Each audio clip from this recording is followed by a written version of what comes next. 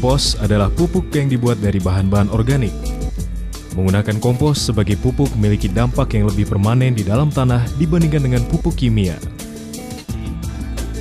Unsur hara yang ada dalam kompos lebih bersifat stabil dibandingkan unsur hara dalam pupuk kimia.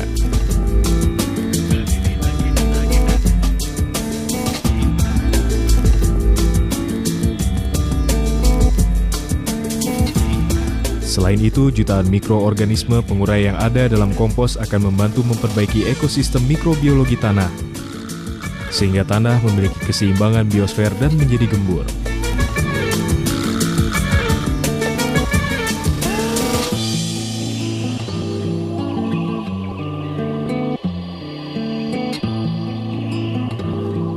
Kompos cepat bekerja dalam tanah. Semua bahan-bahan organik yang terdapat dalam kompos sudah terurai menjadi unsur hara dalam bentuk nitrogen atau N, fosfor atau P, dan kalium atau K, serta mineral dan vitamin yang berguna bagi tanaman.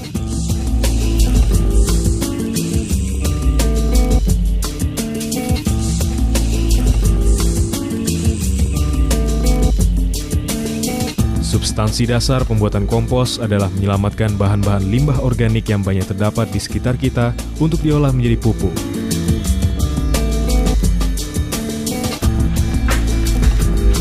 Dalam pembuatan kompos, kita tidak perlu terlalu memperhitungkan formula bahan agar mendapatkan pupuk kombinasi yang tepat kandungan unsur haranya. Walaupun begitu, penggunaan pupuk kompos sangat dianjurkan sebagai pupuk dasar pada awal pengolahan tanah dan penanaman. Dan karena kelebihannya, pupuk kompos sebagai salah satu pupuk organik yang sudah jadi tidak akan menimbulkan efek samping yang merusak bagi tanaman walaupun jumlahnya berlebihan di dalam tanah. Pembuatan kompos tidak rumit, tidak memerlukan banyak peralatan dan tidak memerlukan biaya besar. Bahan utamanya adalah limbah organik yang banyak terdapat di sekitar kita. Limbah organik tersebut dapat berupa limbah ternak, limbah pertanian, limbah rumah tangga, ataupun limbah-limbah lainnya agar dapat dimanfaatkan di lahan-lahan pertanian.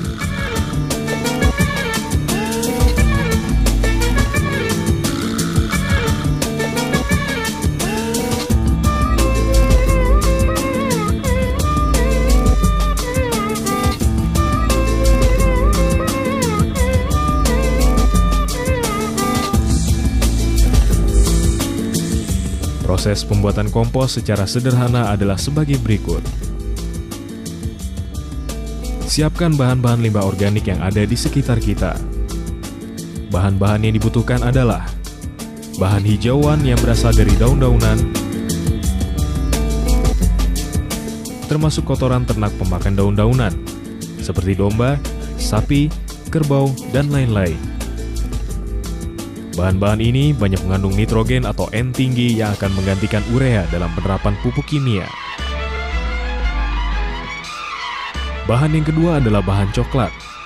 Bahan yang biasanya menyediakan unsur P dan K misalnya adalah limbah ikan, sampah dapur, dedak.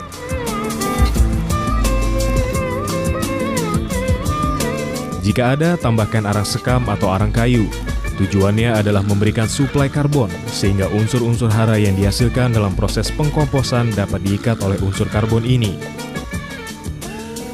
Untuk bahan yang berukuran besar atau panjang seperti jerami, batang bayam, pohon pisang, rumput, sebaiknya dihaluskan dengan cara dicincang dengan ukuran 4-10 cm agar mudah terdekomposisi. Langkah-langkah pembuatan kompos adalah sebagai berikut. Pertama, kita siapkan lokasi atau lahan pembuatan kompos. Kemudian, buat cetakan dari kayu atau papan, ukurannya disesuaikan dengan bahan-bahan yang tersedia.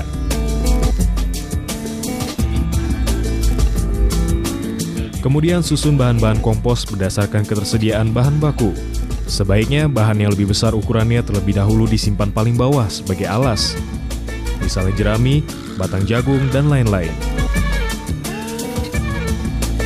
Selanjutnya di atas bahan tadi susun kotoran ternak seperti kotoran sapi, kambing, ayam, sisa batang bayam, pohon pisang, sampah dapur, dan seterusnya. Tambahkan daun dari jenis legume seperti kacang-kacangan yang berguna untuk mempercepat proses pembusukan.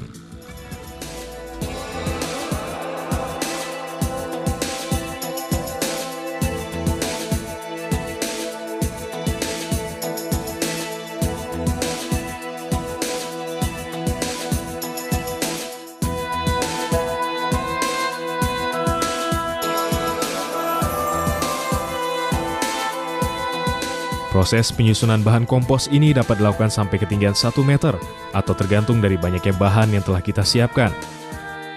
Setahap demi tahap bahan dicampur dan diratakan serta dipadatkan sambil dilihat kelembapannya. Apabila kurang lembab, tambahkan air sambil ditambahkan larutan IM atau efektif mikroorganisme, yaitu larutan yang membantu mempercepat proses pembusukan. Setelah bahan dicampur rata dengan kelembapan yang cukup dan lengkap dengan penambahan larutan IM, lalu ditumpuk kembali seperti semula sampai ketinggian 1 meter membentuk bedengan memanjang. Lebar antara 2 sampai dengan 5 meter dan panjang bisa sampai 50 meter.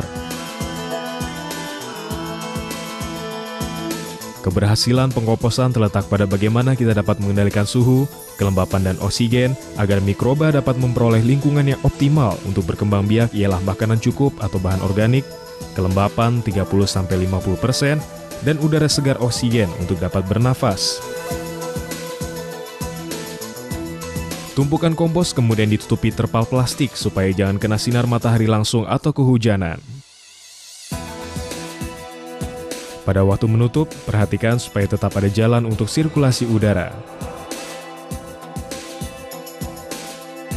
Pembalikan kompos dilakukan setelah 15 hari selama 3 kali dengan rentang waktu 15 hari juga.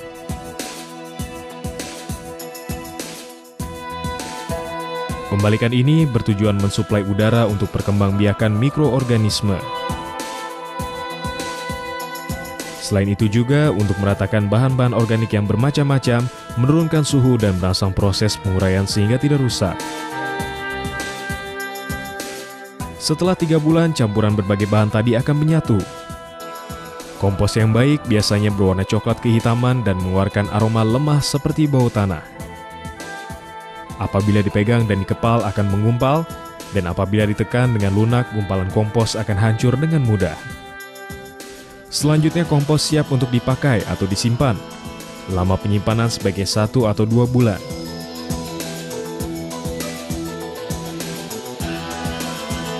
Dalam penyimpanan, jaga jangan sampai terkena langsung sinar matahari dan air hujan atau ditutup.